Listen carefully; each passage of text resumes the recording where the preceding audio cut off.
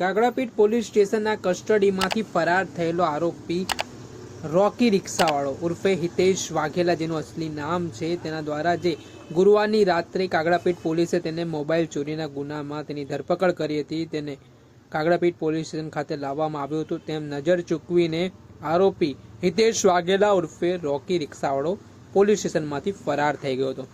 આ ઘટના બન્યા બાદ સ્થાનિક પોલીસની ટીમ દોડતી થઈ હતી.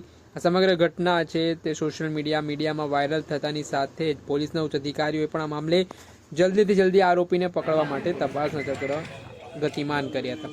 જોકે આ મામલામાં અમદાવાદ કાગડાપીઠ ડી સ્ટાફની પોલીસને સફળતા હાથ લાગી હતી. રાત દિવસના ઉજાગરા બાદ આરોપી હિતેશ વાઘેલા ઉર્ફે રોકી રિક્ષાવાળાને અમદાવાદના વટવા વિસ્તાર ખાતે આવેલા બીબી તળાવ વિસ્તારમાંથી ઝડપી પાડવામાં આવ્યો હતો.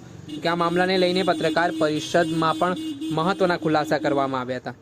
જો ખુલાસામાં એસીપી યુવરાજસિંહ ગોહિલ દ્વારા જણાવવામાં આવ્યું હતું કે હાલ જેવી રીતે આરોપી પોલીસની નજર ચૂકીને ફરાર થઈ ગયો હતો, તે મામલામાં પોલીસે તપાસ કરી અને જે કોઈ પણ આમાં કર્મચારી બેદરકાર હશે તેની સામે પણ કાર્યવાહી કરવામાં આવશે. અને આને જ લઈને મહત્વના સમાચાર મળી રહ્યા છે, જેમાં ઝોન 6ના ડીસીપી રવિ મોહન સૈની દ્વારા 2 પોલીસ કર્મચારીઓ જે કાગડાપીઠ પોલીસ સ્ટેશનમાં ફરજ બજાવે છે તેમને સસ્પેન્ડ કરવામાં આવ્યા છે.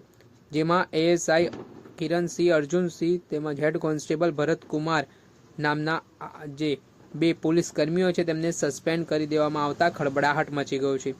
જેમાં હાલ તેમને સસ્પેન્ડ પાછળનું કારણ ફરજ પર બેદરકારી હોવાનું સામે આવ્યું છે. એટલે એક અઠવાડિયામાં આ ત્રીજી સસ્પેન્ડની ઘટના છે તે અમદાવાદના કાગડાપીઠ પોલીસ સ્ટેશન વિસ્તારમાંથી સામે આવી છે. અને થોડાક દિવસ પહેલા કાગડાપીઠ પોલીસ સ્ટેશનના પોલીસ ઇન્સ્પેક્ટર એસ એ પટેલને હત્યાના જે ગુનાના સંદર્ભમાં જે બેદરકારી દાખવવામાં આવી હતી તે મામલામાં સીપી દ્વારા સસ્પેન્ડ કરવામાં આવ્યા હતા. જોકે હાલ આ દિવસોમાં કાગડાપીઠ પોલીસ સ્ટેશનમાં જાણે કે માઠી બેઠી હોય તે પ્રકારની સ્થિતિનું નિર્માણ થયું છે. ને હાલ એક બાદ એક સસ્પેન્ડની ઘટના સામે આવ્યા બાદ પોલીસ વિભાગમાં પણ ફફડાટ ફેલાયો છે. દર્શક મિત્રો, એન કવરેજ ન્યૂઝને આપ લાઇક કરો, સબસ્ક્રાઇબ